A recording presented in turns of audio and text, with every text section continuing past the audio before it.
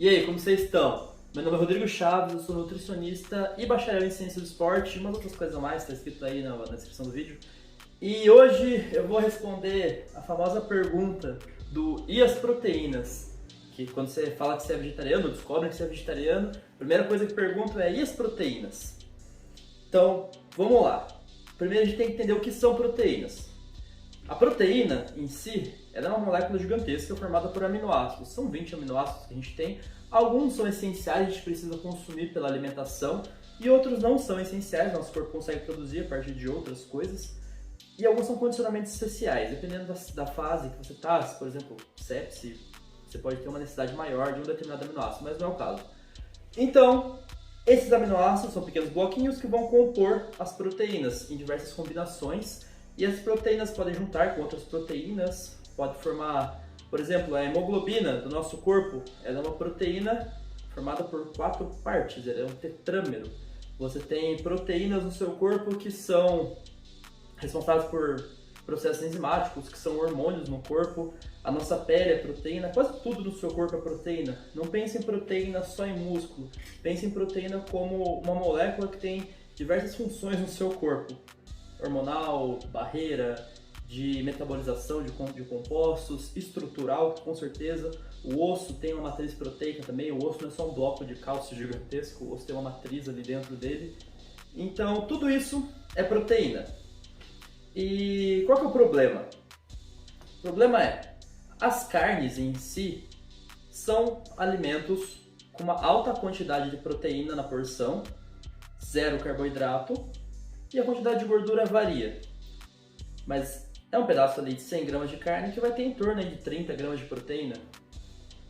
E quando você vai para o mundo vegetal, você não tem um alimento que tem a mesma distribuição de nutrientes que as carnes têm. Então você não tem no mundo vegetal algo que tenha uma grande quantidade de proteína, com zero carboidrato e uma quantidade variável ali de gordura. Só que aí é a reflexão que eu faço para os meus pacientes. Qual que é o modelo de alimentação do brasileiro? Vamos pensar no brasileiro. Qual é o café da manhã padrão do brasileiro? Acorda, é um café com leite, um pão com manteiga ou um pão com queijo, mas normalmente um pão com manteiga, um queijinho ali. Meio da manhã, se comer alguma coisa, vai comer uma fruta, se comer. Ou iogurte, talvez, não sei. O almoço, o famoso arroz, feijão, a carne, que é a mistura. A salada do brasileiro, basicamente alface e tomate. Aí você pode ter uma farofinha, pode ter uma batata frita, mas é basicamente isso. Meio da tarde, é o café com leite e uma fatia de bolo, talvez. Café com leite e um pão com manteiga de novo. De noite, repete o jantar. No jantar, repete o almoço, que vai ser esse arroz, feijão, a carne, talvez uma saladinha, e é isso. Analisando nutricionalmente isso daí, você tem 2 grandes momentos da alimentação do brasileiro que tem uma grande quantidade de proteína. O resto do dia não fornece quase nada de proteína, é muito pouco. Então, você tem esses 2 momentos que vão fornecer proteína para o dia inteiro. Ok. Quando você vai para a alimentação vegetariana estrita, do vegano, por exemplo, tentar reproduzir esse modelo não costuma dar muito certo. Você pode conseguir reproduzir através de manipulações nutricionais, mas não é bem assim. Porque numa alimentação vegetariana bem estruturada, você tem pequenas quantidades de proteína em todas as refeições. Você não vai ter uma refeição com 50 gramas de proteína. Até discutível se isso vale a pena ou não, mas isso é outra conversa. Você vai ter um café da manhã que pode ter 15 gramas de proteína, você pode ter uma colação, um lanche da manhã com mais 10 gramas, um almoço com 20 gramas, um jantar com 20 gramas, de tarde mais uns 15 gramas. Somando tudo isso, você chega na sua recomendação. Então, o modelo de alimentação vegetariano não é o mesmo modelo de alimentação onívoro. Então, essa ideia de como que eu substituo a carne, nutricionalmente falando, não costuma dar muito certo. A gente tem que pensar em reestruturar toda a alimentação do dia. Ok. Mas assim, dá para ser vegetariano e ter proteínas? Dá. Em todas as fases. Você pode ser atleta, você pode ser criança, você pode ser gestante, você pode ser um adulto, você pode ter um problema de saúde. Você consegue adequar a alimentação vegetariana para essas necessidades. Você precisa de um nutricionista capacitado para fazer isso. As necessidades de proteína, elas vão ali de 0,8 gramas por quilo, podendo chegar a 2,2 gramas por quilo, e alguns modelos até 3 gramas por quilo. Só que são modelos mais específicos. O que vai ditar o que você precisa é basicamente seu nível de atividade física, os seus objetivos, há quanto tempo você pratica essa atividade física, seu estado de saúde, a sua idade, a sua composição corporal. Então pode ir de 0,8 até 3 gramas por quilo. Obviamente, não é todo mundo que precisa de 3 gramas por quilo. Assim como a maioria das pessoas pode até ficar no 0,8, mas poderia se beneficiar com 1,2 gramas por quilo de proteína. Isso, de novo, você precisa de um profissional capacitado para poder avaliar a sua real necessidade de proteína. Ok, então dá para ser vegetariano e ter proteína. A quantidade depende das suas fases, suas necessidades individuais.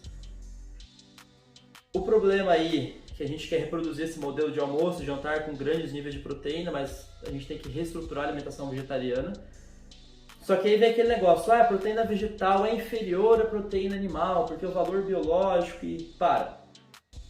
Não vou me aprofundar muito nesse tema, porém, o valor biológico foi uma forma de medir qualidade de proteína dos anos 20. Em 1920, começaram a avaliar o perfil de aminoácidos, a quantidade de nitrogênio que entrava no corpo, a quantidade de nitrogênio que saía pela urina e fezes, fazia uma pontuação disso daí, isso em camundongos, em fase de crescimento de um único alimento, e era uma fórmula que dava uma pontuação. Essa pontuação era relativa ao 100, o 100 era a proteína do ovo, então tudo ali era relativo à proteína do ovo, se ficasse abaixo de 100, 90, por exemplo, era um alto valor biológico, 80 para baixo, 70 para baixo, isso tudo era uma pontuação baseada no ovo, baseado em um modelo onde o camundongo estava em fase de crescimento, ficava sem comer nada, dava-se um único alimento para ele, sacrificava o animal e depois você fazia as avaliações. Ok, esse modelo não se aplica na vida real, porque a gente não está em fase de crescimento, são outras necessidades de aminoácido, você não pode levar em consideração só o nitrogênio.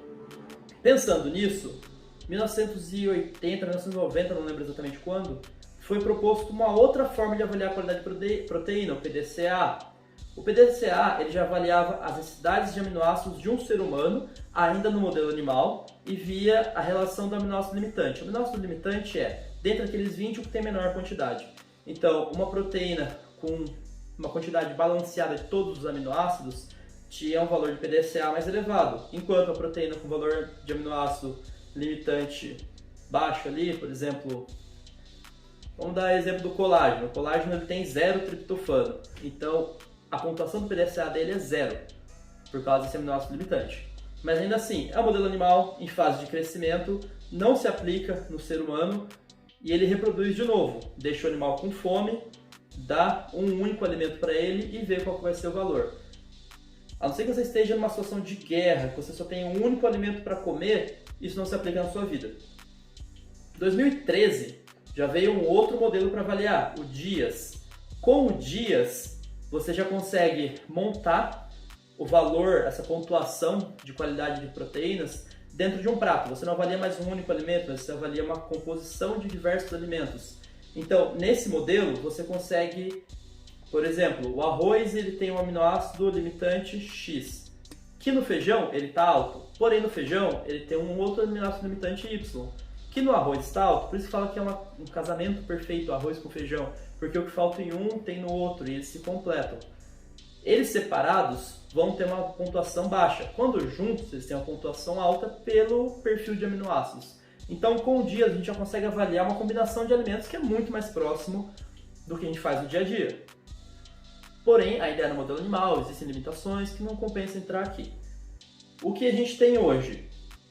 Estudos saíram, eu vou deixar aqui no link da descrição, foi no Cell, que eles avaliaram o perfil de uma alimentação de um vegetariano estrito, reproduziram isso e avaliaram o conteúdo de aminoácidos que tinha naquela alimentação, comparando com os aminoácidos de uma alimentação de uma pessoa que come carne normalmente.